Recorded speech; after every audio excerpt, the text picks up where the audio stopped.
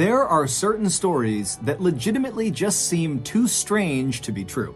And today's story is definitely one of those. But if you get to the end of this video, you will see that a major American educational institution fact-checked this story really aggressively, and it held up. It really happened. So go into today's very wild story with an open mind. But before we get into that story, if you're a fan of the strange, dark, and mysterious delivered in story format, then you've come to the right place because that's all we do, and we upload once a week. So if that's of interest to you, please offer to read the like button a bedtime story, but badly mispronounce every fourth word. Also, please subscribe to our channel and turn on all notifications so you don't miss any of our weekly uploads. Okay, let's get into today's story.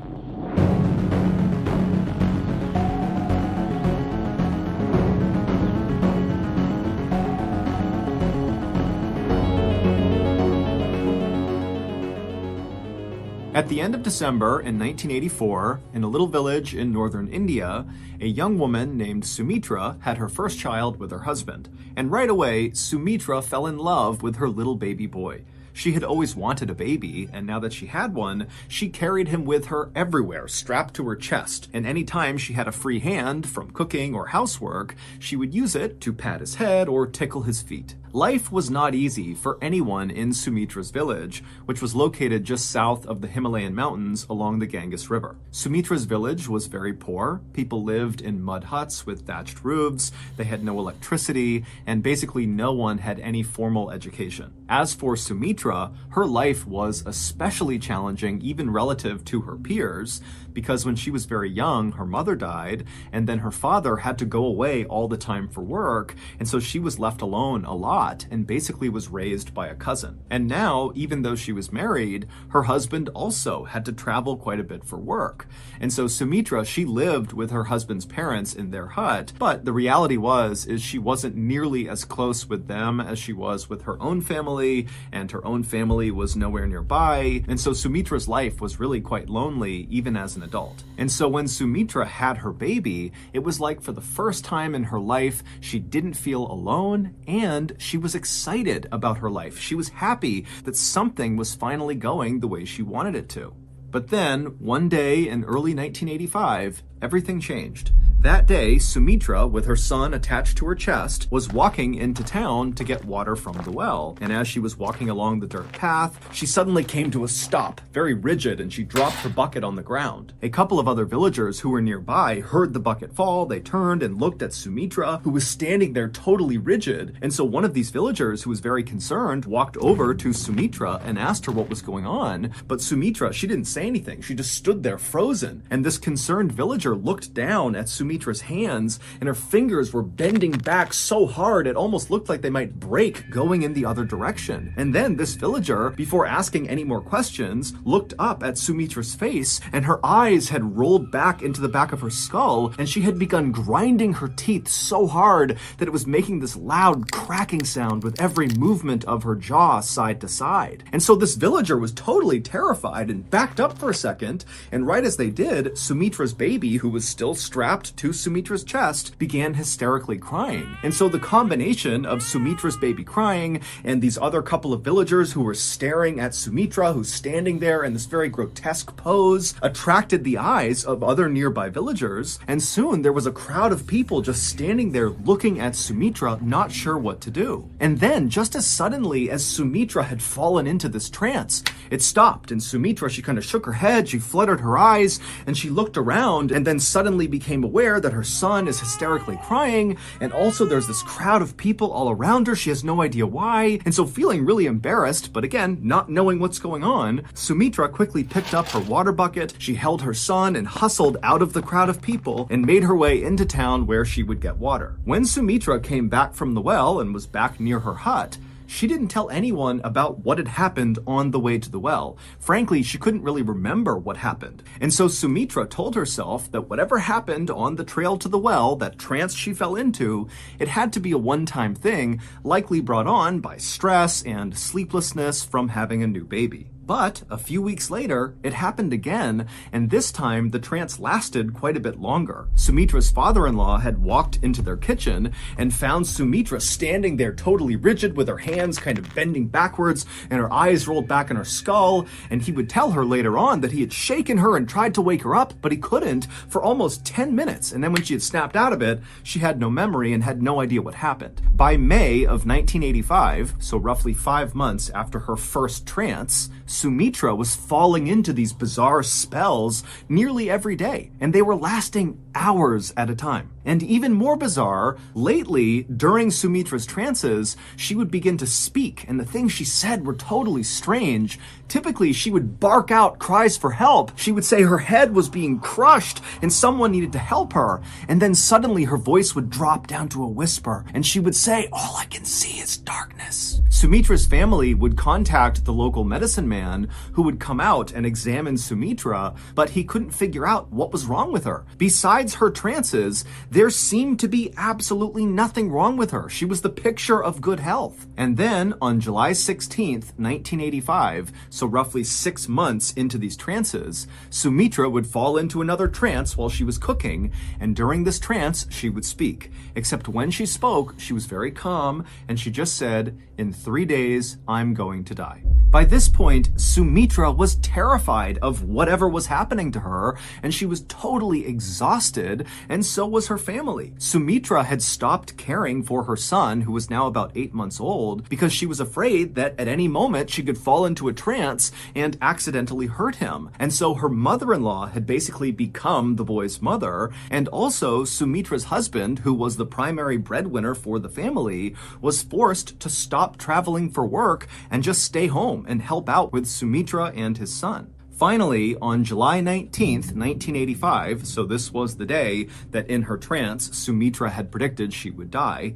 on that day, Sumitra woke up and made a very conscious effort not to do anything that could potentially harm her. She didn't cook because she didn't want to be near flames. She didn't walk near anything with any sort of ledge she could fall off. She didn't even walk downstairs for the same reason. She also kept a very safe distance from her son in order to make sure he was safe. And by late afternoon that day, Sumitra was just fine and there was no sign that anything bad was going to happen to her, and so she and her family began to relax. As Sumitra's mother-in-law began making dinner, Sumitra decided to go outside and get some fresh air.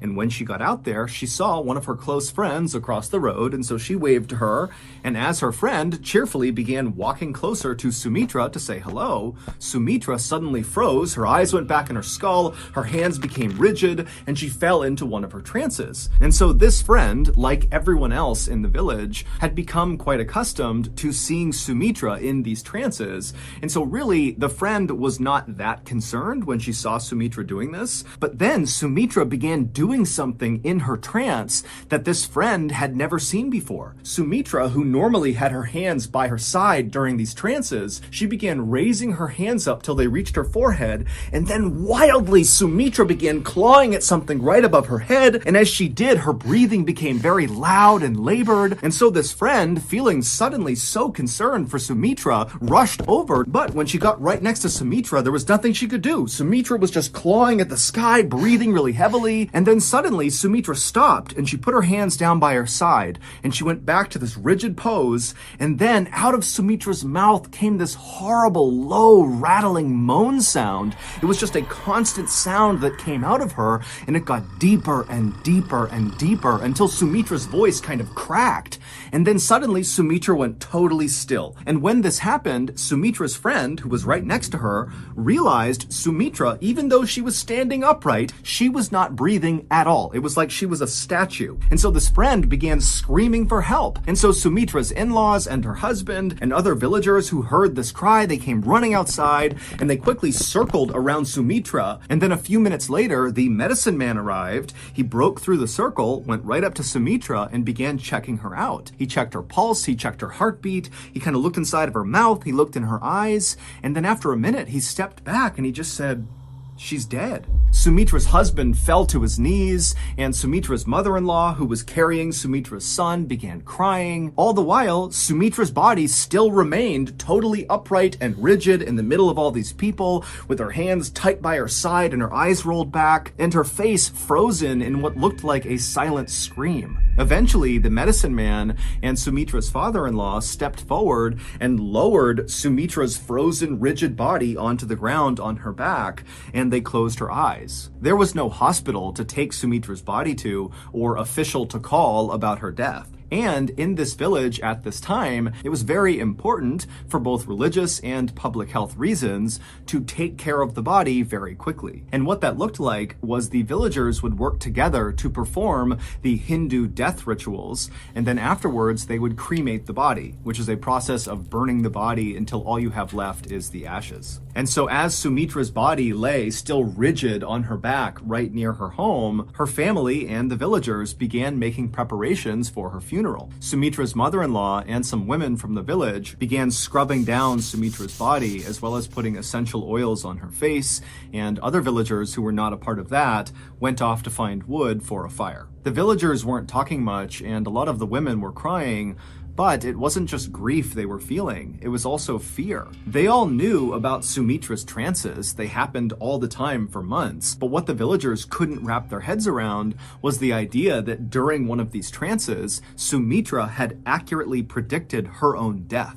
And so now the villagers couldn't help but think that dark forces were at play here, that maybe Sumitra was possessed, and now whatever had possessed her and killed her is somewhere in the village. And so that night, as the sun started to go down, normally kids would be out playing in the village, but their parents said, no, come inside, it's not safe outside. And so for the most part, the only people who were outside that night were the women who were still cleaning and prepping Sumitra's body for her funeral. And at some point, one of the women who was doing this was brushing out Sumitra's hair. And as she did that, she suddenly stopped and she backed up and screamed and pointed at Sumitra. And then the other women all around Sumitra's body, they looked over at what this person was pointing at, and they too saw it and screamed, and everyone began scrambling to try to get away from Sumitra as fast as possible. What all these terrified women were seeing was that Sumitra, her eyes were closed, but her eyes were darting left and right, so her eyelids were kind of fluttering. And then suddenly Sumitra's chest filled with air, and then she breathed out a long, loud exhale, and then she opened her eyes and she sat bolt upright and began looking around. And the other women who were terrified, they're looking at her and they were struck by how completely healthy and normal Sumitra now looked, even though for the past 45 minutes she didn't have a heartbeat and was totally pale and looked completely dead. Sumitra wiped the essential oils from her face, and then she stood up, and as she did, the medicine man, he had heard all the commotion and ran over, and he ran to Sumitra and kind of assisted her and got her to stand on her feet because she was a little bit wobbly. And then the medicine man performed a checkup on Sumitra, checking her heartbeat, her pulse. He looked in her mouth, he looked at her eyes, and then he asked Sumitra, how are you feeling? And Sumitra said, I'm okay. And then the medicine man, he kind of turned to face this now huge crowd of onlooking villagers, and the medicine man had a big smile on his face, and he said, you all have just witnessed a miracle. Sumitra is back from the dead.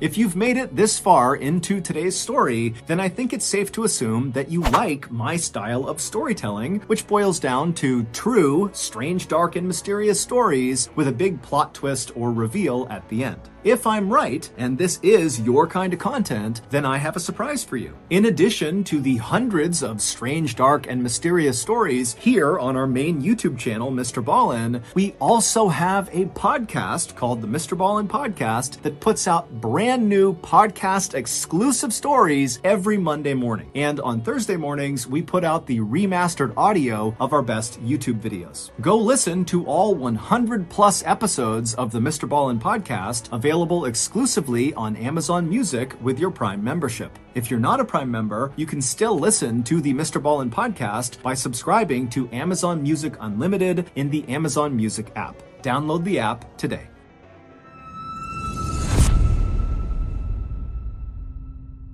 Sumitra's husband and her in-laws were too shocked to say anything or really even react, But then suddenly, Sumitra's husband was overcome with joy, and he ran forward to hug Sumitra. But as Sumitra turned and saw him coming towards her, she backed up suddenly and put her hands out to protect herself from her husband. And immediately, the medicine man, he kind of stepped in between the husband and Sumitra, and he patted the husband on the shoulder and said, she's been through something very traumatic. You need to give her time and space to recover. And everybody in the village who saw this happen, they were accustomed to whenever Sumitra fell into one of her trances, when she came out of them, she oftentimes was a little bit confused. And so they all just kind of assumed that this is what was happening, but on a bigger scale. This is a really intense trance they've seen, but she's just confused. She'll be okay soon. And so the villagers dispersed, and the medicine man assisted Sumitra back into her hut, and he got her in her bed where she fell asleep. And then afterwards, the medicine man reassured Sumitra's husband and her in-laws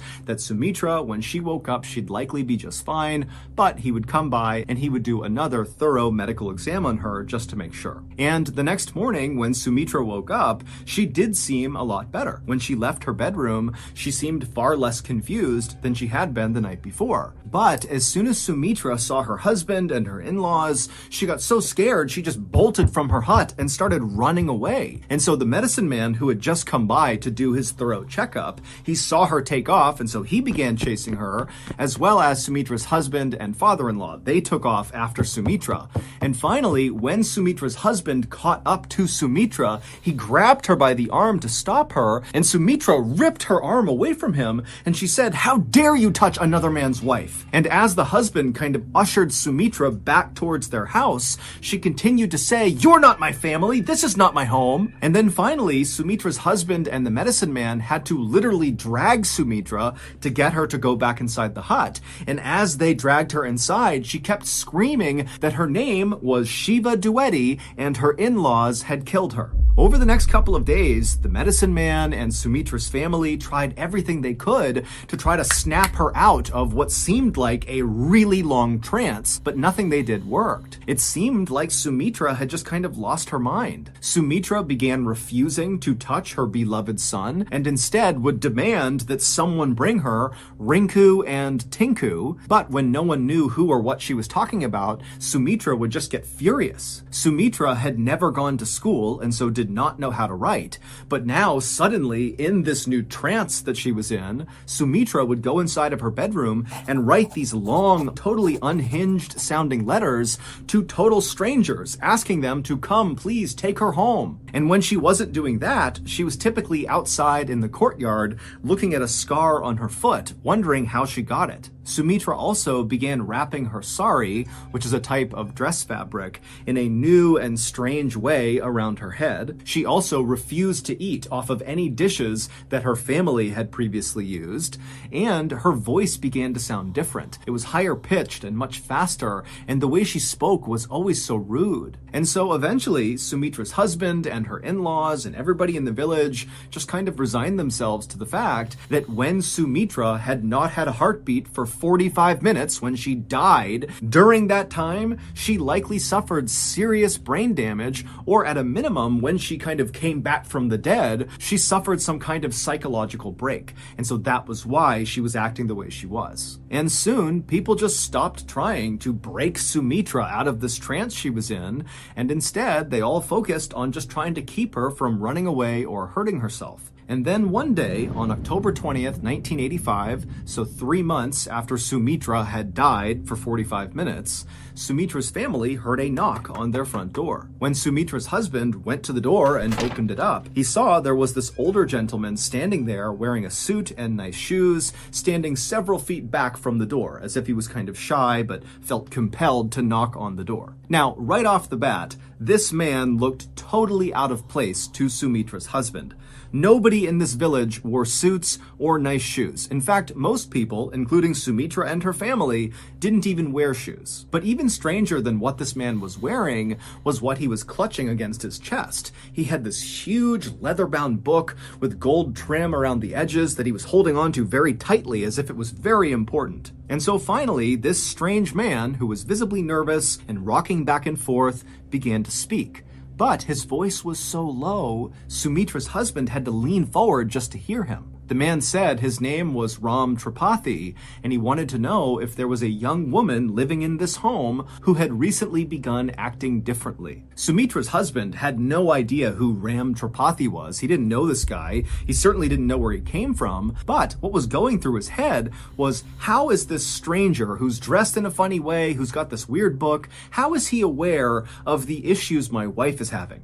And so after a long pause, Sumitra's husband just kind of looks Ram Tripathi up and down a couple of times and then says, "Wait right here, I'll be right back." And then Sumitra's husband turned around, he walked through the hut into Sumitra's bedroom, and kind of matter-of-factly, he said to Sumitra, who was sitting there writing another letter, that there's a strange man outside named Ram Tripathi, and he's asking about you. Sumitra's husband expected Sumitra to just turn and look at him with a blank stare like she had been doing the last few days. But this time she turned and looked up at him with a huge smile on her face, and then she leapt up and ran to the front door and leapt into the arms of Ram Tripathi. And Ram Tripathi, he was kind of taken aback, still holding his book, not really reacting to what Sumitra was doing. And at some point, Sumitra leans in and whispers something into Ram Tripathi's ear, and Ram Tripathi, he reacted to it very negatively. He kind of looked up at her and looked over at Sumitra's husband like something was wrong, but Sumitra's husband couldn't tell what Sumitra had said, and so the whole situation made no sense to Sumitra's husband, and apparently it also made no sense to Ram Tripathi. And so pretty quickly, Ram Tripathi kind of pushed Sumitra off of him and took a few steps back and looked at Sumitra and said, "What's your name?" And Sumitra is now looking at Ram Tripathi with a look of anger and betrayal on her face, and she says, "My name is Shiva Dwivedi." Ram Tripathi, after hearing this, did not respond, and instead just kind of gestured over to a low wall just outside of their house for he and Sumitra to go sit down on. And so he walked over, and Sumitra followed him, they sat down, and Sumitra's husband, he walked over, but he stayed a couple of feet back standing up. And once Ram Tripathi was sitting down, he lowered his big leather-bound book and he opened it up, and inside were all these photographs. And right away, Ram Tripathi pointed at one of the pictures, which contained a bunch of people in it, and he turned to Sumitra and he said, "Can you identify who's in this photo?" And Sumitra, she looked at the photo and immediately began rattling off names that were all correct. These are people that Sumitra's husband, he's looked over, and he's got no idea who the people are in that photo. And so after Sumitra correctly identifies that photo, Ram Tripathi turns the page, he picks out another photo, and he says, "Can you identify who's in this photo?" And again, Sumitra, one by one, would name correctly all the people in the photo. And then finally, Ram Tripathi took a sigh, and he flipped the page one more time, and he pointed to one particular picture which contained one person. And he looked at Sumitra and he said, "Do you know who this is?" And Sumitra, she would look over at the photo, and instead of immediately saying the name, she paused, and she kind of began to breathe heavy, and she seemed kind of angry, and then she looked at Ram Tripathi and she said, "I know who that is. That's my sister-in-law, and she killed me by hitting me over the head with a brick." And at this, Ram Tripathi dropped his book on the ground, and he turned and embraced Sumitra as hard and as intensely as she had when she had run out and leapt into his arms. And he and Sumitra, they hugged and cried for a long time. And then finally, when they separated, Ram Tripathi turned to Sumitra's husband, who's still just standing there totally bewildered, and he tells him, "Let's go inside and I'll explain everything." Once Ram Tripathi was inside with Sumitra and her family, he told them an unbelievable story about a woman named Shiva Dwivedi. Shiva Dwivedi was, of course, the name that Sumitra for months had been saying was her own. But over those few months, her family had just assumed that that name meant nothing and that what she was saying was nonsense because of her brain injury. But Ram Tripathi would tell them that Shiva Dwivedi was the name of a young woman who lived in a city none of them had ever heard before, located about 60 miles away from their village. He would tell them that Shiva was a very wealthy woman who was college educated, and she had 2 young sons. And it would turn out that Shiva's youngest child was born almost on the same day that Sumitra's child was born in December of 1984. But unlike Sumitra, who after the birth of her child felt like her life got so much better, she loved her family, she was excited about the future, for Shiva, it was the opposite. When her first child arrived, it was like her life got worse and worse and worse. Shiva's in-laws had grown to hate her. They didn't like that she was so well educated, and they hated the family she came from. And so by early 1985, when by this point Sumitra was regularly falling into those trances with her eyes rolling back and her teeth gnashing, the tension and fighting in Shiva's home, 60 miles away, was reaching an almost unbearable level. Shiva began writing these long letters that she would send to her family far away, where she would detail waking up almost every night with nightmares, screaming. And in May of 1985, which is when Sumitra began speaking during her trances, Shiva got into the biggest fight she had ever gotten into with her in-laws about attending a family wedding. And on the night of May 18th, 1985,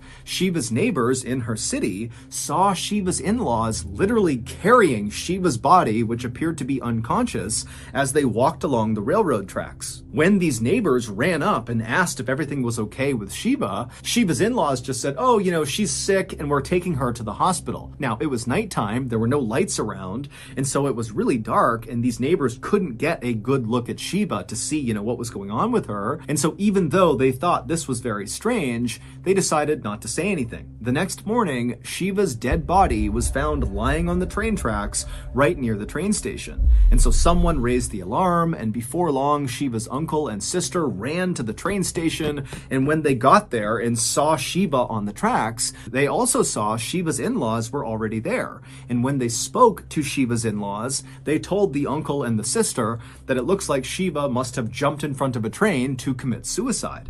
But the uncle and sister are looking down at Shiva's body, and there appeared to be really no markings, bruises, cuts of any kind on her body that you would expect from getting hit by a train, except Shiva did have a very big mark on her head. Later on, the uncle and sister would say it looked like something had bashed Shiva's head in. Shiva's in-laws would immediately cremate Shiva's body before Shiva's actual family could stop them, and the police in this area were not good at investigating crime. So when Shiva's in-laws went to them and said, "Yep, she jumped in front of a train, she committed suicide, but we don't have a body because we already cremated her," the police just accepted it. Shiva's father was convinced that Shiva had been murdered, but he didn't have a way to prove it. Until Sumitra appeared to die on July 19th, 1985, and then came back to life, claiming to be Shiva. Shiva's father had heard a rumor about some girl in a village 60 miles away claiming to be his dead daughter. Now, at first, Shiva's father did not believe this, but eventually he decided he would go to the village and test this girl to see if maybe it was true. And so on October 20th, 1985, Shiva's father put on his best suit and his nicest shoes. He brought his leather-bound photo book, and he headed to Sumitra's village and knocked on her hut. Ram Tripathi was Shiva's dad. When Sumitra at first ran outside and leapt onto Ram Tripathi and hugged him, and then whispered something into his ear that Sumitra's husband saw happening but couldn't hear what she said, and then Ram Tripathi, when he heard what she whispered, he kind of recoiled and acted angry for a second. What Sumitra was saying was, "Papa." In the moment, Ram Tripathi, who was not convinced Sumitra was his daughter, felt like this is a horrible, elaborate hoax and it needs to stop. But then Sumitra correctly identified 15 people in his leather-bound photo album, including the sister-in-law who she said killed her. And even more convincing than that was that Sumitra knew how Shiva had been killed, by getting smashed over the head with a brick. This was a question that Ram Tripathi had never heard the answer to before. And at that point, Ram Tripathi believed that this must be his daughter's reincarnated spirit inside of Sumitra.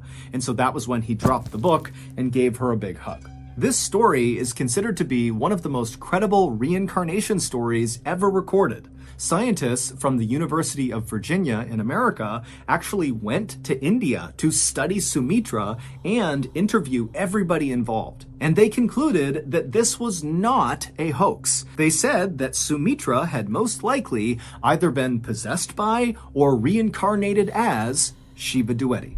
The change in Sumitra's voice that her family noticed was the same accent that Shiva had. It was very urban and educated. The strange new way that Sumitra wrapped her sari on her head was the same way that Shiva did. Sumitra was rude to her family and refused to eat off the same dishes as them because she believed she was actually a very wealthy woman who was for some reason being forced to live in this poor person's hut. And when Sumitra asked for Tinku and Rinku, those were nicknames that Shiva had given her two sons. And all those seemingly unhinged letters that Sumitra had written and fired off to random strangers were in fact sent to various members of Shiva's family. After Shiva's father, Ram Tripathi, brought Sumitra's story to the police would actually investigate this case, and they would charge some members of Shiva's family. But ultimately, Sumitra's testimony was deemed unacceptable for court,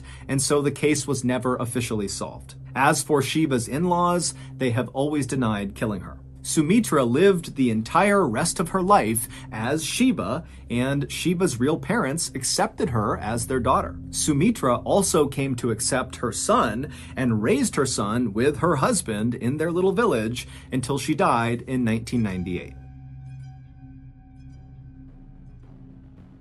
So that's going to do it. If you got something out of today's episode and you haven't done this already, please offer to read the like button a bedtime story, but badly mispronounce every fourth word. Also, please subscribe to our channel and turn on all notifications so you don't miss any of our weekly uploads. We have a podcast called the MrBallen Podcast that puts out brand new exclusive stories on Monday mornings, and on Thursday mornings we upload remastered audio of our best YouTube videos. Again, it's called the MrBallen Podcast, and it's available exclusively on Amazon Music. Consider donating to our charity. It's called the MrBallen Foundation, and it provides support to victims of violent crime as well as their families. Monthly donors to the MrBallen Foundation Honor Them Society will receive free gifts and exclusive invites to special live events. Go to MrBallen.Foundation and click on Get Involved to join the Honor Them Society today. We have two additional YouTube channels, MrBallen Shorts and MrBallen en Espanol. We post near daily content on TikTok, Snapchat, and Facebook. The page names are all just MrBallen. If you want to get in touch with me, please follow me on any major social media platform and then send me a direct message. My username is just @MrBallen, and I really do read the majority of my DMs. Check out our merch at shopmrballen.com, and if you have a story suggestion, please submit it to our subreddit just called MrBallen. It's linked in the description below. So, whether I see you on Twitter, Instagram, TikTok, Reddit, YouTube, Facebook, other YouTube channels, the podcast, wherever, just know that I really appreciate your support, and until next time, that's going to do it. See ya.